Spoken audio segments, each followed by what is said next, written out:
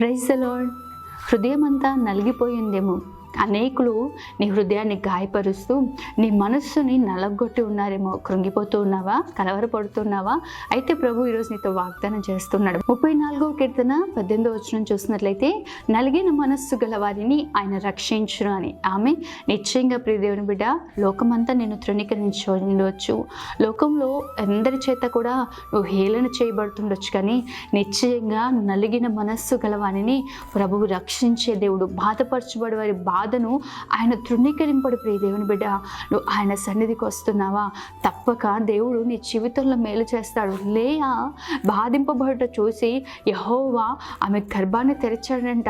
నిశ్చయంగా తనని చూసిన దేవుడు ఈరోజు నిన్ను కూడా చూస్తూ ఉన్నాడు. ప్రియ దేవుని బిడ్డ, హాగరు అరణ్యంలో తిరుగుతూ ఉంది, దిక్కుతోచిన పరిస్థితుల్లో. హాగరును చూచిన దేవుడు నిన్ను కూడా చూస్తూ ఉన్నాడు. ధైర్యం కలిగి ఉండు.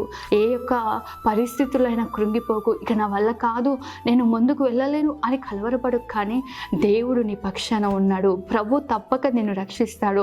దేవుడు తప్పక నీకు మేలు చేస్తాడు. నీ జీవితంలో ఘనమైన కార్యాలు జరిగిస్తాడు. ఈరోజు మారా అనుభవంలో ఉన్నావేమో, కన్నీటి సంద్రంలో ఉన్నావేమో, కానీ మధురమైన జీవితాన్ని ప్రభు నీకు అనుగ్రహిస్తాడు. నీ దుఃఖ దినములను సమాప్తపరిచి ఆనంద వస్త్రములతో నిన్ను ఆయన అభిషేకించే దేవుడుగా ఉన్నాడు. ఆమెన్. God bless you.